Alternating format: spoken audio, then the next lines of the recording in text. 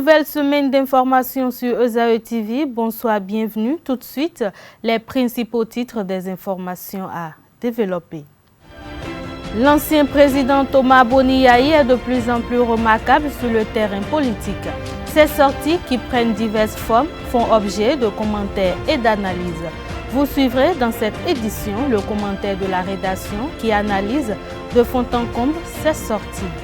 John Igué, professeur émérite béninois, désormais à la tête de l'association des Yoruba du Bénin. Ceci à l'issue d'une grande assemblée constitutive qui a connu la présence de plusieurs personnalités béninoises et d'une importante délégation dépêchée par le président Olusegun Obasanjo. ESAE FC a contraint les Buffles FC du Borgou au partage des points ce dimanche lors de la 12e journée de la Ligue 1 du Bénin.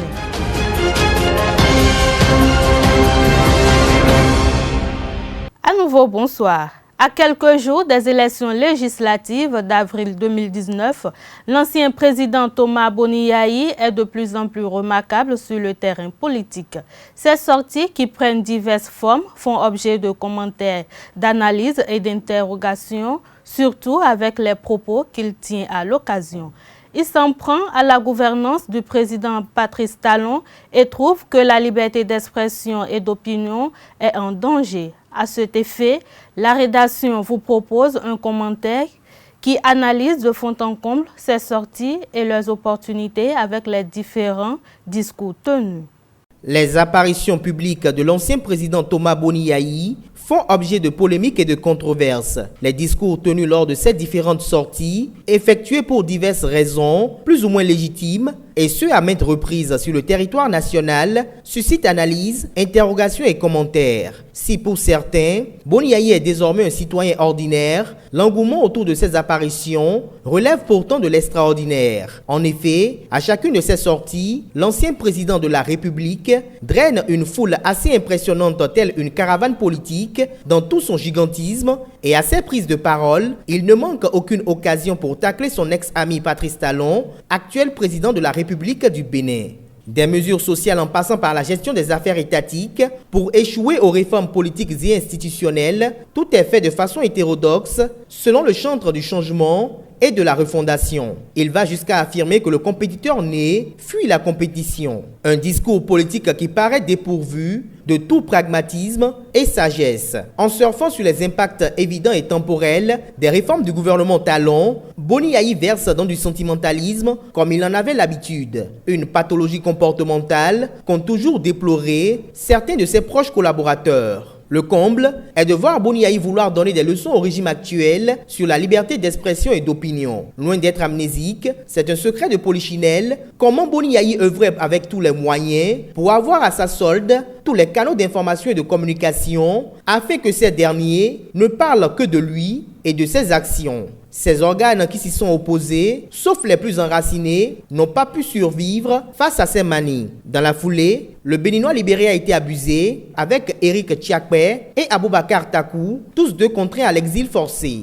On s'en souvient de comment le stade de l'Amitié, le palais des congrès, le stade Charles de Gaulle et autres espaces publics étaient mystérieusement proscrits à une frange de la classe politique. Il n'est pas effacé de la mémoire collective les relations entre le président Boniaï et les syndicats. En pleine campagne électorale, un aéronef transportant Abdoulaye Biotchané et tout son staff a été empêché d'atterrir. Aussi, on se rappelle de ces déboires avec Sébastien Germain à Javon, Christian Adovelandé, Sefoufa Bohun, Armand Zizidokwe, Victor Tokpanou, Souleymane Lawani, Samuel Dossou, l'arrestation manquée du tonitruand candidat Zanaï, les motivations et circonstances de la signature du décret, du programme de vérification des importations PVI, les affrontements avec les magistrats, pour ne citer que cela. La liste des rappels est longue et les souvenirs sont encore vivaces. Malgré tout, il a fait de son mieux avec de grandes réalisations monumentales à son actif. En revanche, Boniaï, après 10 ans de gestion du pouvoir et toutes les épreuves qui y ont concouru, qu'il a eu à traverser avec la grâce et la miséricorde divine, devrait s'exprimer avec beaucoup de tact et de précaution. Il a eu à abattre un travail titanesque, avouons-le, et doit se reposer d'une manière ou d'une autre. À cela, en sa qualité d'ancien président de la République, il est un fétiche national. Et un fétiche doit entretenir un mythe autour de sa quintessence. Il n'apparaît pas à tout moment.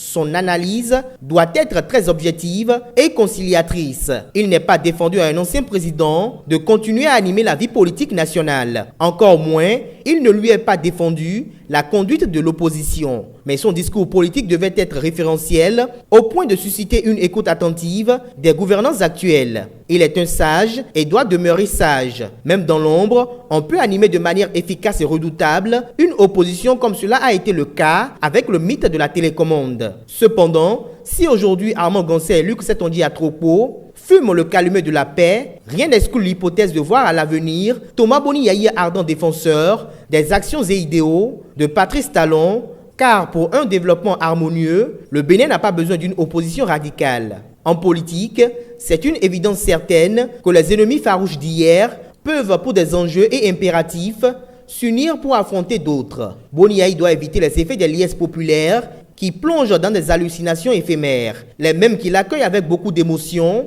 seront les mêmes à accueillir Patrice Talon demain, les mêmes qui participeront à un meeting politique de l'Union progressiste ou des Républicains ou encore de l'Union sociale libérale.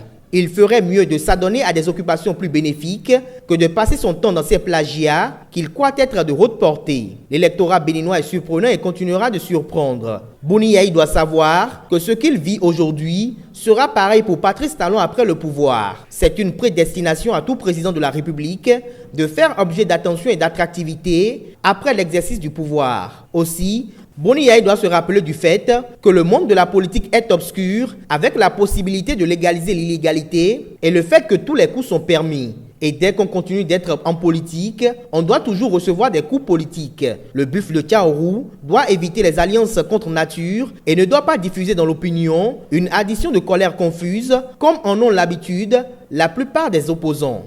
Aussi, Patrice Talon en personne a laissé le champ libre. Or, la nature a horreur du vide, dit-on. Les peuples Nago et Yoruba du Bénin ont organisé samedi dernier à Porto-Novo l'Assemblée constitutive de l'Association des Yoruba du Bénin.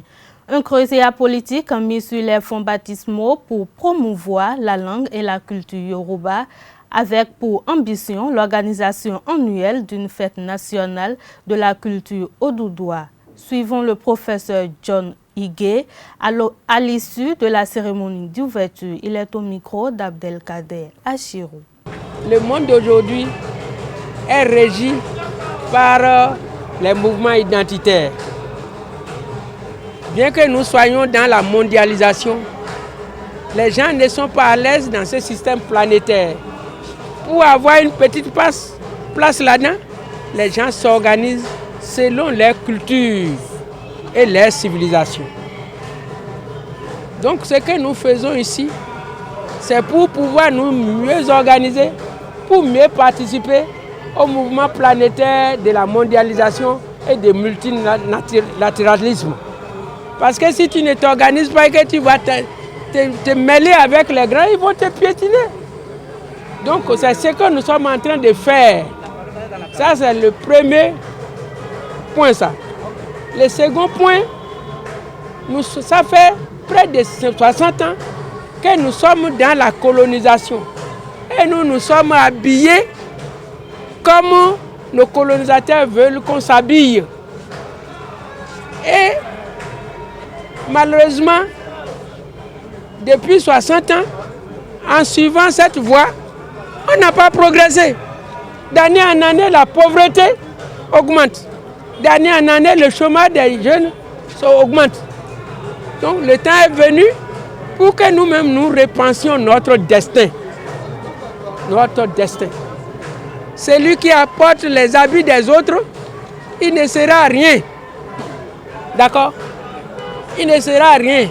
Donc pour que tu sois bien, il faut que tu portes tes propres habits.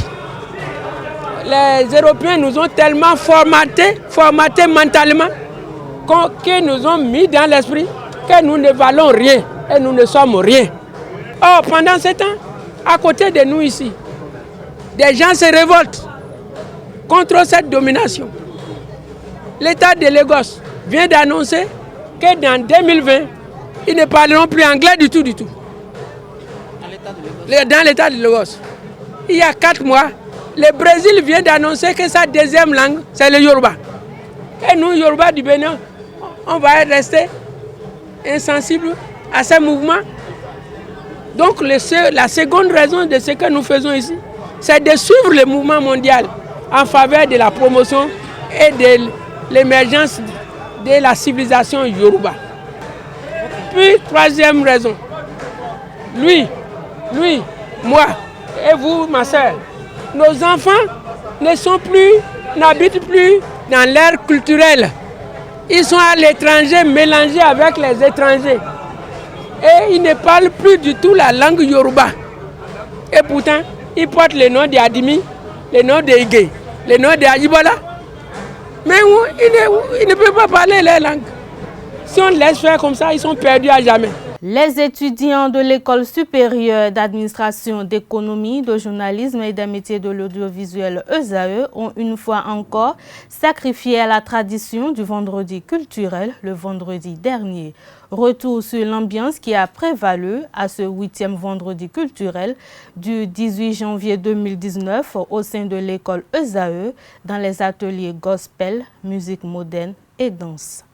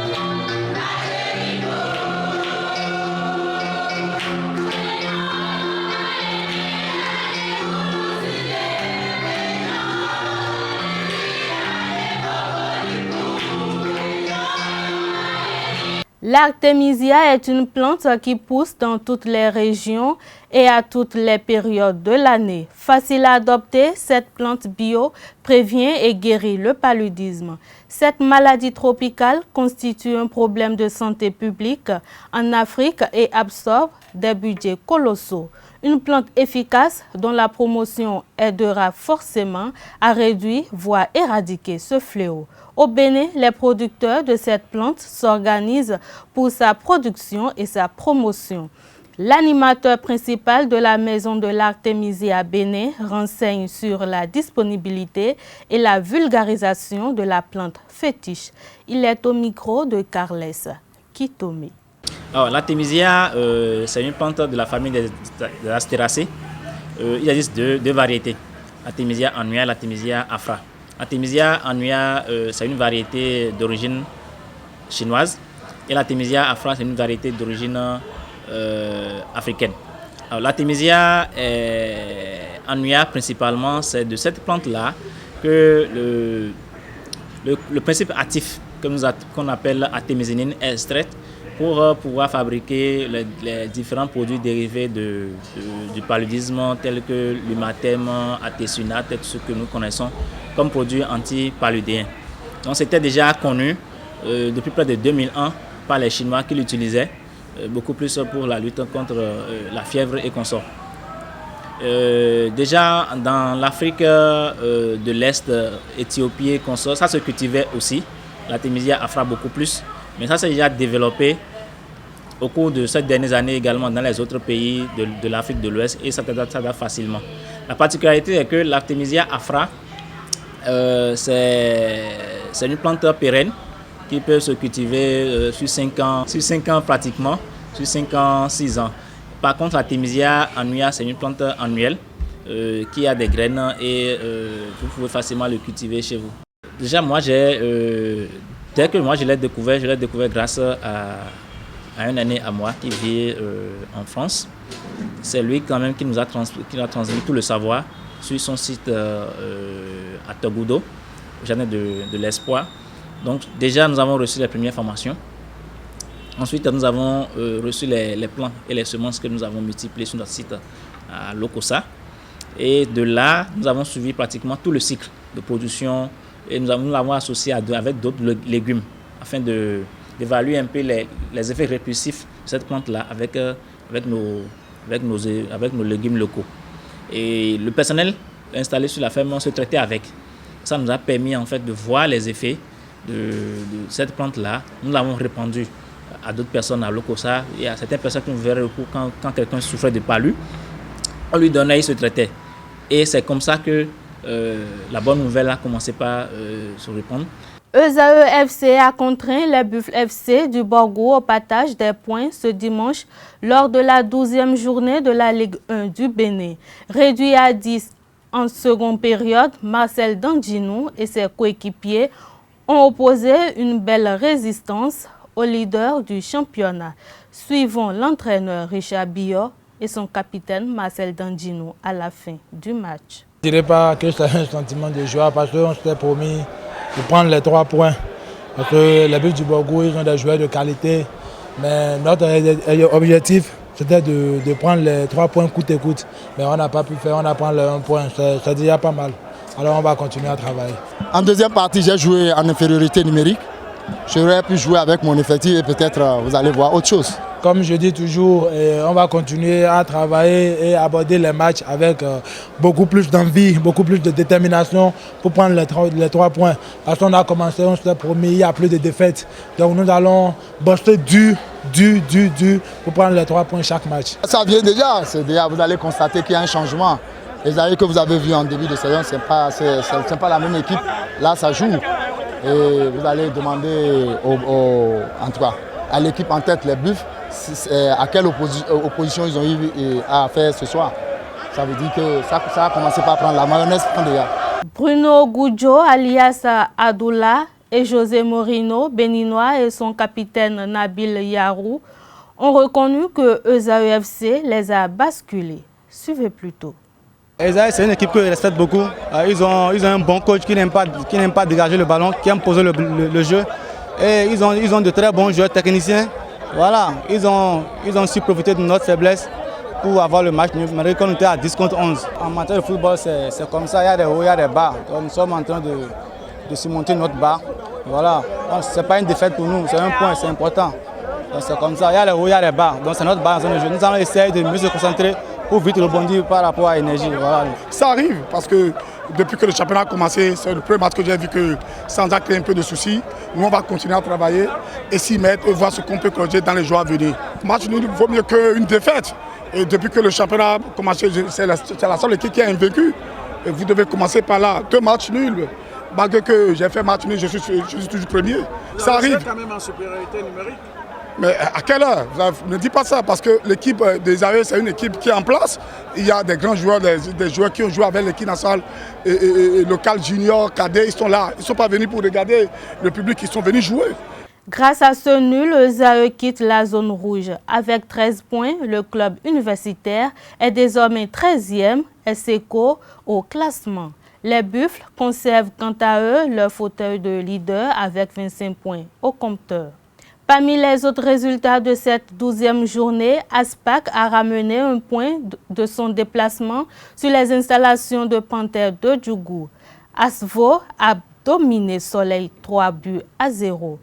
4 des 9 matchs joués sont soldés par une courte victoire 1-0 comme l'indique le tableau. C'est sur cette note sportive que nous allons mettre un thème à cette édition. Merci de votre aimable attention. Restez toujours connectés sur les www.ezaetv.bg. À demain pour une nouvelle édition. Bonsoir.